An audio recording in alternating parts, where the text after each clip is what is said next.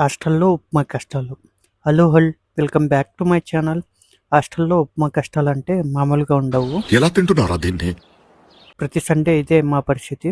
ఉప్మా అంటే ఒక లెక్క ఉండాలి మామ, కానీ మా పేజీలో ఉప్మా చట్నీ రెండు కలిసిపోతాయి.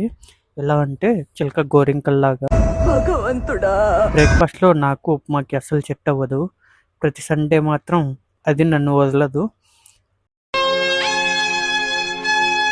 లైఫ్లో అన్నీ మారుతాయి, కానీ సండే మాత్రం వస్తే చాలు ఈ ఉప్మా మాత్రం వదలదు. అందుకే నేను నా రూమ్ ఫ్రెండ్స్ కలిసి దోశ తినడానికి వెళ్ళాం. రోడ్డు మధ్యలో చింటుగాడు హాయిగా పడుకున్నాడు. వీడికి మాత్రం సండే వైబ్స్ ముందే స్టార్ట్ అయ్యాయి. అలా నడుచుకుంటూ ఆగమాగమంకుల్ షాప్ దగ్గరికి అయితే వెళ్ళి దోశలు లాగించాం. ఇక్కడ దోశలతో పాటు వెరైటీ ఐటమ్స్ కూడా ఉంటాయి. ఈ సెంటర్లో ఫుడ్ టేస్ట్ బాగుంటుంది.